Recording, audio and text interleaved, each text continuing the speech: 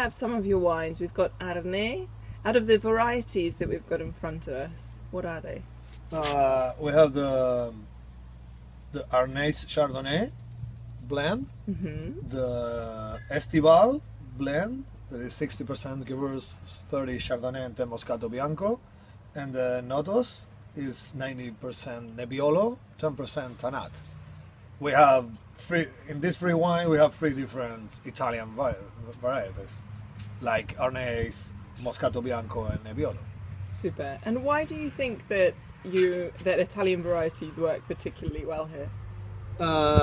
I think I started planting. Well, my grandfather used to have Nebbiolo here, and it works. And 10 years ago, I started to plant new clones. I bring from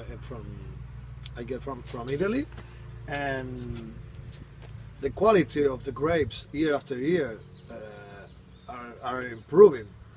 And for me, the Italian grapes resist. The grapes are accustomed to this kind of weather, that we have rain, like in Italy, rain, humidity, and I think the future is very.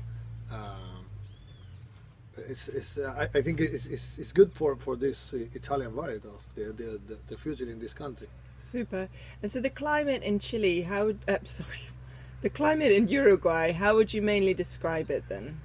Oh, the climate here is influenced by the ocean and the Rio de la Plata, the largest estuary in the world, and we have it's not a desert.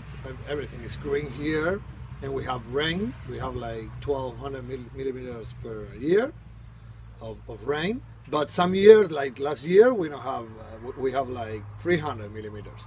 That depends. Sometimes we have draw, and sometimes a lot of rain, and we know how to deal with that.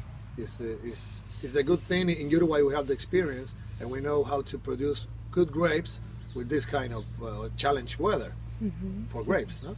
Perfect. And in terms of white wines, what do you think is most interesting that's being produced around Uruguay? You've got here Gewürztraminer and Arnay, which are very different for the region, but what do you see the future of white wines here?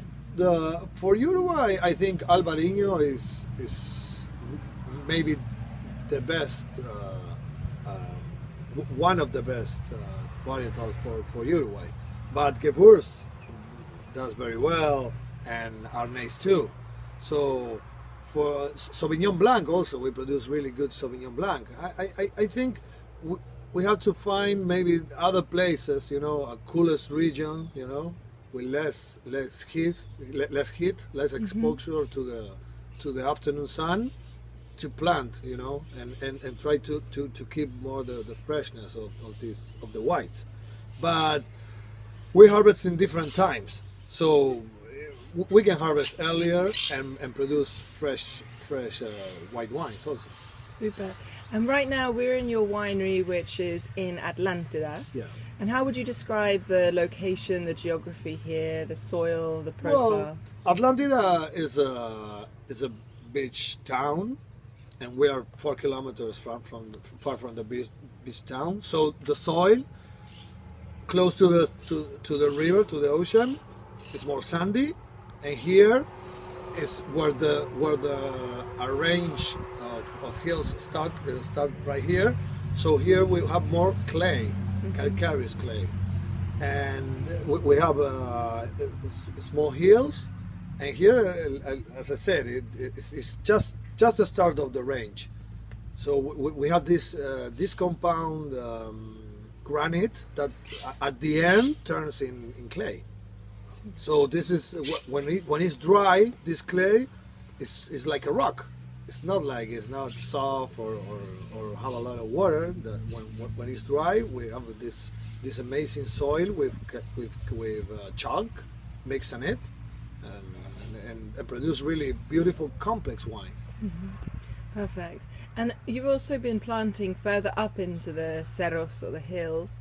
What is the potential for Uruguay in terms of planting at higher altitudes and on the hillsides? Well, Uruguay have like 9 different soils. The soil change in 1 kilometer a lot, and in the right on the hills, what we have is more granite and schist, and the exposure you can keep, you can find there. You can plant with different exposures. It's not like here that we have small hills, and we don't have really a change between north and south. Some places, yes, because we can have trees that cover the block, but in the hills you have really different exposures.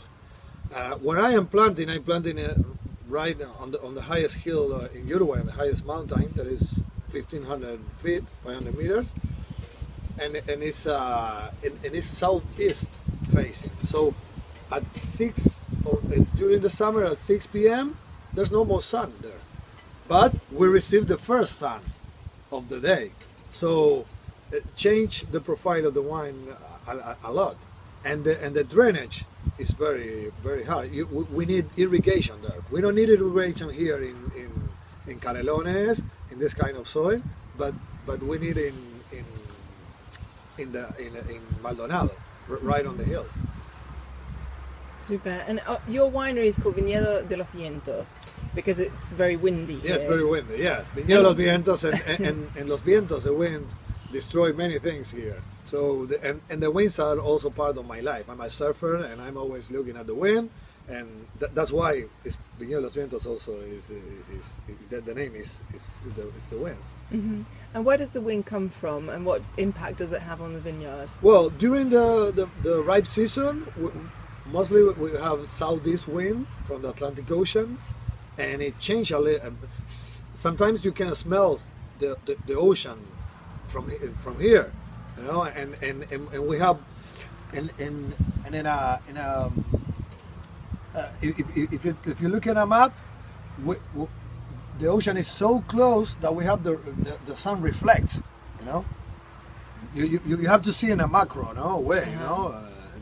You can see that reflects a lot the ocean in this part, and the other thing is more the weather is mild, you know. It's not we don't have extremes, you know, because it's the ocean there. Super. And what is your ultimate recommendation for someone if they're going to taste a Uruguayan wine and something to eat here, a local dish? What would you recommend that they? Well, taste the Tannat, the classic grape, for sure. But don't forget about the other grapes we produce. You know, we have many different, really interesting wines, like Sauvignon, like Pinot Noir with Tannat, rosés, whites. But beef with Tannat is one of the best things.